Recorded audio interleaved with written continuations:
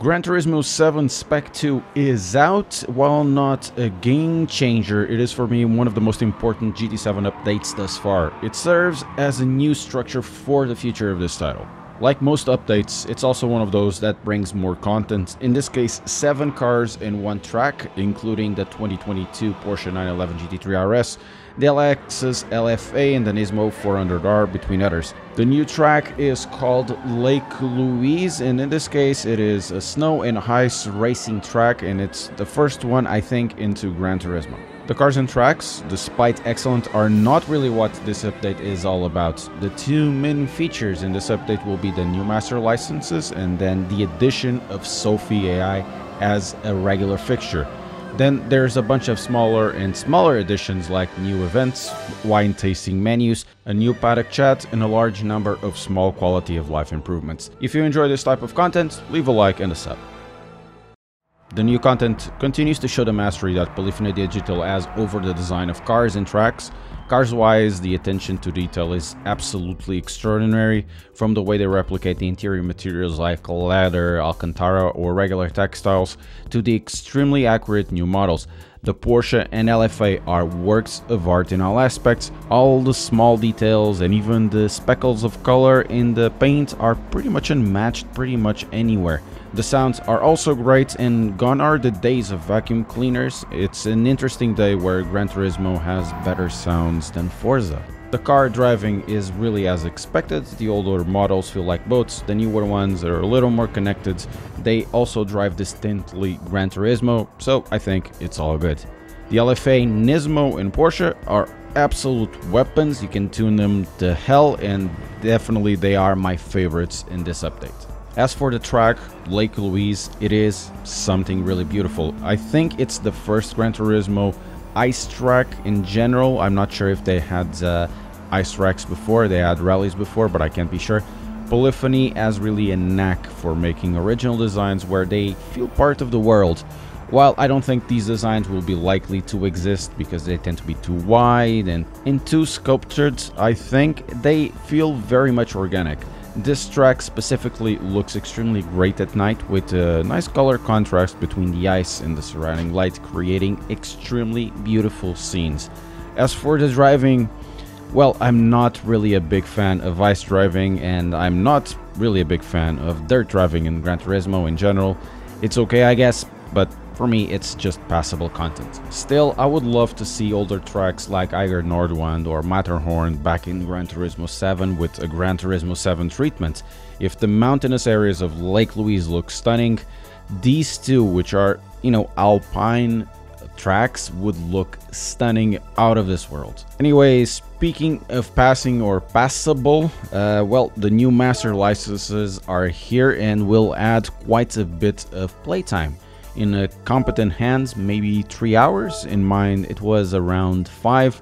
For others, maybe a day or so. Now, the new master licenses, that includes, of course, the Master B8 license, are a mix between of a refresher course with a few really easy one-shot ones, others a little more complicated, a few difficult ones, and then the ice ones, which can be mauled by a wild herd of African elephants. Christ, it just was 40 minutes of absolute air pulling, and it wasn't more, because there's a demo which I totally recommend to watch if you're suffering to it like I did. See! Woo! But despite the suffering, I did enjoy the licenses, and the prizes were pretty great too. Alright, let's talk about the big thing in Spec 2, which is Sophie. I've done a video about it a few days ago, showing the basics of the how it goes around the track. This is a PlayStation 5 exclusive, so for the PS4 users, you'll sadly be missing on this one. Sophie is the advanced AI, I'm using air quotes here.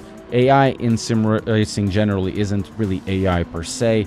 While advanced, they tend to be very much hard-coded. Sophie is different, and much like the new AIs being developed nowadays, it uses behavior reinforcement techniques, distributed training, and uses an infrastructure for large-scale training. The current state of Sophie is still very much bare bones, but is quite interesting.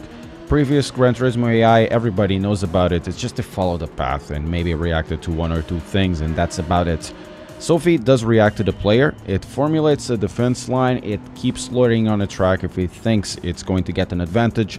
It tries to attack. It reacts to other AI. It's reactive. It's proactive. But still, like I've said, it's sadly severely limited, as only 9 tracks are supported. Not all cars are compatible, and it doesn't really seem to scale with car tuning options. The difficulty options are as well very limited. There's only 3 difficulty options, and they come with fixed race lengths as well. So current Sophie is limited. I've seen the indication that this is a dumbed down version from earlier this year, though it's kinda here, and because we talked about the infrastructure, this AI infrastructure they used to roll out Sophie may help to accelerate the development of Sophie. What we still need are more difficult options, more linked options, more fine-tuning of aggressiveness, and that would be nice to see as well. But essentially the case, we could create our own events and then use Sophie to comply with what you need. As it stands, I like the basis of Sophie. The way the AI interacts is really believable. Sophie makes reasonable mistakes, acting naturally. Oh, and by the way, if you don't like the reactions on top appearing all the time, go to the options and remove the car names. You can thank me later. One thing I would like to mention that is, I don't think related to this update, at least it doesn't seem to be, is that the force feedback is in a really decent state right now. In the Fanatec TD1, affiliate links in the description, the force feedback has improved even more than since the early to mid this year. There is a larger variation between cars, between suspension types, and between tunes. Some will feel more up on their toes, others a little more rubbery or slow to react as expected. On the same note of learning new things, I've learned that the Honda Beat can get a Turbo K20 inside and get over 400 kilometers an hour. This kind of stuff was the bomb back in Gran Turismo 5 times, minus of course the engine swaps, and this Beat is actually really good, by the way.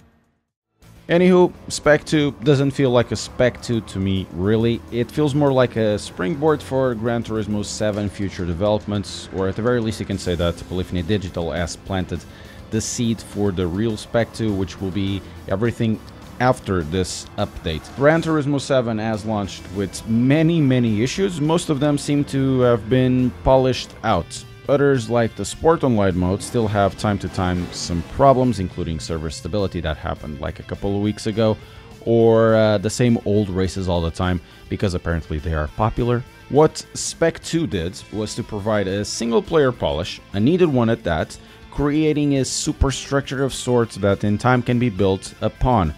PD being PD and having a huge track record of constant small improvements basically every month essentially makes the development of Gran Turismo 7 compounds. With Spec 2, it seems that they can accelerate that even more. Still, I want the classic Gran Turismo style events instead of the fart-sniffing menus, but that's me. Also, a further point is that this single-player development also builds into the lobby online multiplayer, something that is not often talked about. Lobby as more of the soul of the old Gran Turismo multiplayers like in 5 and 6, where the effort that you've done in single player can be used to race or show your cars in lobby mode. I'm also at fault here because I'm really a big enjoyer of esports type racing, but I will definitely paying much more attention to this mode, maybe even going full circle with custom lobbies like I used to do back in the day when this channel was born, back in the mid-2010s. If you think I should do more of that content, let me know in the comments. Anyways, I like this update. Let me know your opinion of it.